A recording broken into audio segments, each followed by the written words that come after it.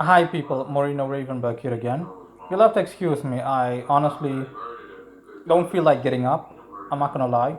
I don't feel like recording the video in the default mode or the default way that I'm used to recording it, as in attaching my cell phone to my tripod and then sitting in front of my computer or a desk. You mind you. So this is literally just a freestyle video, and as the header or the title of this video suggests, this is a reminder to people on how magic works in reality.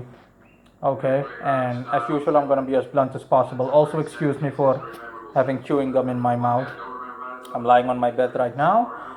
I just wanted to tell people that, in case some people out there still forgot, magic does not work in some kind of fairy tale Disney character movie way, in which, for example, if you want money, that a spirit is going to simply drop a bag of money into your hand, or a spirit is going to magically make money appear out of nowhere, as in poof. No, no, no, no, no. Creating things out of nothing, as in creating material objects out of nothing, seemingly nothing, is is a realistically possible magical goal that in the past I've sought after, but I simply dropped it for personal reasons, and it wasn't worth the effort.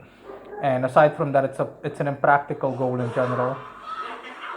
What is more practical and the way things work, to be precise. Again, excuse me for the noise in the background as well. I've simply got something playing in the background. Yeah, like I said, it's a freestyle video. In any case, how magic really works is that opportunities will be taken advantage of, or better said, made use of. So I'm going to list a couple of examples so that you get the gist of it. In case this is something that went over your head. Let's just say you want money. You're a magician, you're an occultist, or you have magical work done for you. The spirit, regardless of which spirit or whatever energy, is either put for you out there, or you yourself put out there, if you're a magician, obviously. Then that energy or that spirit will seek, generally speaking, the most practical and the most easiest solution in terms of getting you what you want. But there have to be opportunities available that can be capitalized on. We're talking about, if I'm a magician, I'm looking for money, and I wasn't an occultist, or I wasn't an occultist that offered services to other people. What I would do, okay, if I work with a spirit, that spirit would simply find me a job that pays the most and that meets my or adheres to my wishes as much as possible. So that spirit is going to look at me and say, okay, he wants this, he wants that, okay, fine. And he'll actually get it. Or he'll give me something even better than I could possibly think of or provide for myself. That's even better. But that's it in general. Let's just say you're single, you're looking for love, but you have specific criteria, as in, for example, you're a heterosexual male and you are like me, and you're specifically looking for a woman that has a specific ethnicity, that is of a specific ethnicity, a woman that has certain quirks about her, hobbies, character traits, personality quirks, you name it, blah blah blah. And I simply perform a magical working towards that end, as in, hey, get me a girlfriend, one that meets my standards as best as possible, or that meets my standards, period. That spirit, okay, is going to get me someone like that, provided, but there obviously have to be women nearby. If I live in the desert, I literally live in the desert in Afghanistan or in Iran, in no man's land, then fat chance, because that's obviously not going to work, because there are no women nearby. You did a ritual for women, but there are no women nearby, so that's not going to work. Um, another thing also is that another thing also is that if a spirit can get you what you specifically ask for, it will get you the next best thing. Okay, it will get you what's available. For example, if you did a working for $100 and there is no $100 that can be had within your appointed time frame, as in, you summon a spirit and you tell him, just get me $100 in 2 days, and there is no realistic way he can get you $100 in 2 days, because there's nothing to be done. There is no direction he can steer you into, or there is nothing that remotely resembles $100 within 2 days. It would either take longer, or some other factor would come into play, or there's not enough money available. So what he's going to do is he's going to get you the next best thing. If there is $50 available, he's going to get it to you. If there is just $15 available, he's going to get it to you. End of story. Okay? And optionally, even after your so-called deadline has passed, 2 days has passed, okay, the working is done, he'll still get you something like that because he'll know you're still going to be intent with it. Even if you just told him, listen, the deadline's over, it's 2 days. Unless you specify that, okay, stop, don't bring anything anymore, then he's going to stop. Okay, but understand that the energy that he has put out there as well will automatically still see the results. That's why sometimes it seems like things have an after effect, even after you stop something. It just keeps going and going because he already put it out there and you're still going to get what you want, but he's not putting in any additional effort.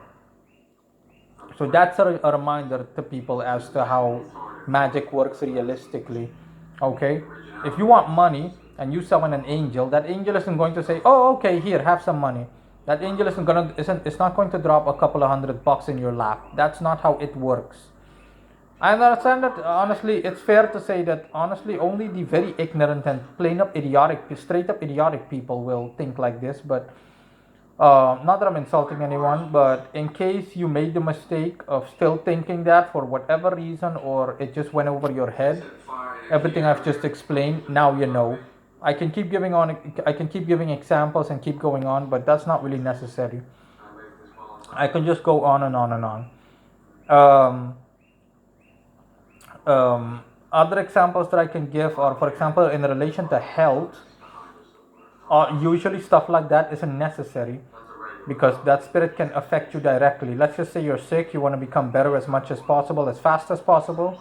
The spirit will help you by healing you specifically, and specifically what ailment befalls you, whether it's of a physical nature or whether the catalyst was something of a psychological, so astral, so immaterial nature.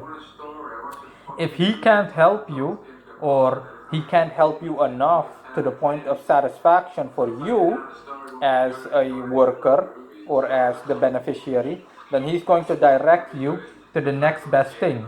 So let's just say I'm sick, right? I suffer from a tremendous backache and it turns out that there's something wrong with my spine. And I summon a spirit, I give him a couple of offerings in terms of energy, but the offerings are not sufficient. He can't heal my broken back with just a little bit of energy. So what he's going to do is he's going to guide me, or have someone that can be seen as the next best thing guided to me. That's what I mean. So an example is that he's going to direct me to a chiropractor. Okay, he's going to make do with the small amount of energy that I've given him, and based on how much I quote unquote paid him, that's the best he can do. So I'm going to get the urge all of a sudden to call a number that I saw in a magazine by coincidence, or I was simply browsing the web on my phone, you name it. And all of a sudden I saw an advertisement for a chiropractor, and for some reason I can't ignore him. That's the spirit. He's guiding you. That's his way of guiding you towards what you want as a solution to your bad back. And that chiropractor is going to help you, and he's going to relieve your back. He's going to relieve your illness, if you will. He's going to relieve my broken spine somewhat. But of course, this is a temporary solution. You get what you pay for, so to speak. If you want tremendous results, then yeah, you're going to have to offer a lot more than just a couple of measly things. But you get the gist of it, okay? Bottom line is that that's how magic realistically works. If you own a business, last example, if you own a business and you, for example, want your business to thrive, your business, and you make use of the occult, for example, you come to me and you tell me, hey, listen, I want my business to thrive. Your business isn't going to thrive just like that, just out of the blue. If your business is located in the Sahara Desert, then fat chance, because where do you want customers to come from? You're in the middle of the desert. There are no opportunities. There is nothing that can be capitalized on. There is nothing. What kind of idiot would do something like that and then realistically expect results? That's my point. You need to be realistic as well. If you come to me and you say, hey, I want my business to thrive, the business isn't going to thrive magically.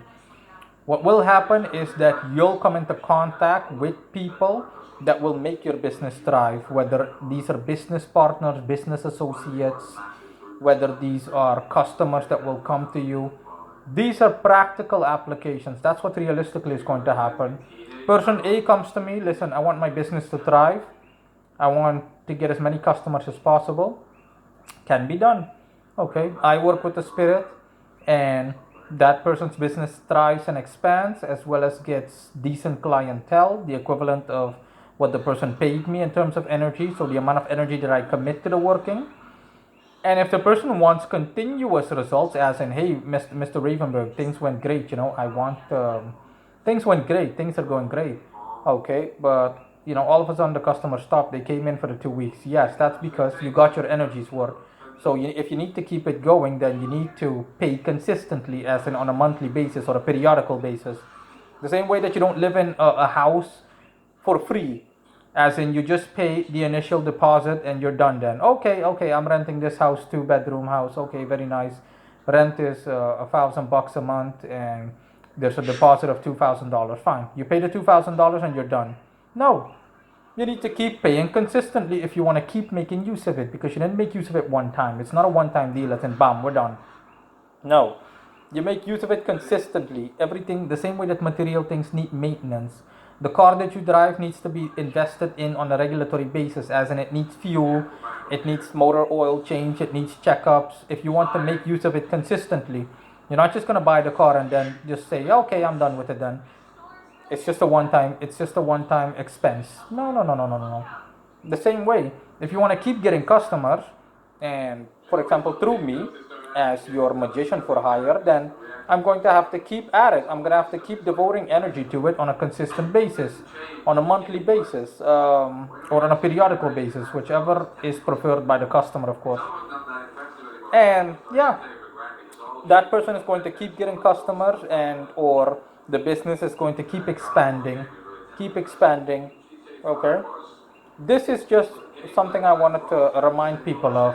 This is how things realistically work. Things don't work just like that, like a boom, a patch boom. No. Not a one-time thing, and not in an unrealistic way. Otherwise, I personally, referring to myself, I wouldn't. There would be no need to accommodate customers. I could just say, okay, just give me some money. Give me a $10,000, please. And one of the angels that I work with, for example, my beloved Vice Lord Sandalphon, just drops a bag of money in my lap, and here you go. Let me know when you need more. No, any sensible person that has a brain knows that it's ridiculously, offensively idiotic to actually think that that's the way things work. No, okay. My workings have seen to it that this is what I not only is this what I do for a living, I'm ridiculously good at it, even if I say so myself, unreal. And their job is to get me, specifically the ones that I put in charge of that, my Vice Lord Sandalphon, which directs the rest, to get me as many customers as possible under the circumstances that I deem fit, and simply see to it that everything goes smoothly, which it does.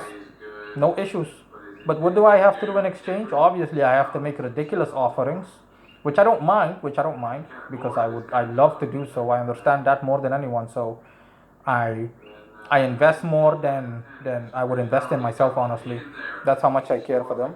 And I have to keep carrying out rituals consistently, as in on a periodical basis, on a weekly basis for me personally. And that sees to continuous results. That keeps the folks coming in, as in, I need this, I need that, Mr. Ravenberg, I need help, I need that help with this, blah, blah, blah, blah. If I stop with everything, make no mistake, no people, everything will stop. I'll rarely get a customer. It's that simple. I know this, unfortunately, firsthand from experience. It's something that I always knew, because it's simply theory, practice. The theory is obvious, the mechanics behind the theory are obvious, so when you actually see it happening in practice, it's like 10,000 times more intense. And this given example is 10,000 times worse. It's like, oh, absolutely not. Everything is collapsing around you, die. Yeah. That's what happens when you don't carry out maintenance. The same way that your house is going to collapse with you in it, and the roof is going to fall on top of you and kill you if you do not pay attention to your house, if you do not maintain your house, as in every aspect of your house. If there's a loose tile, the tile needs to be fixed, otherwise there's a chance of you tripping over it, or there's a chance of vermin nesting in your house and making your house more undesirable. I've given plenty of examples. I hope the message is clear for those that by whatever happens stand still were of the so-called opinion or ignorant thought pattern, thought frame, whatever you want to call it. For those of you that simply thought that things actually worked in an unrealistic way, like okay, bag of money, thank you.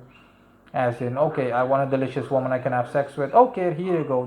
Here's a woman, just out of nowhere. No, no, no, no, no, no, no. Welcome to the real world.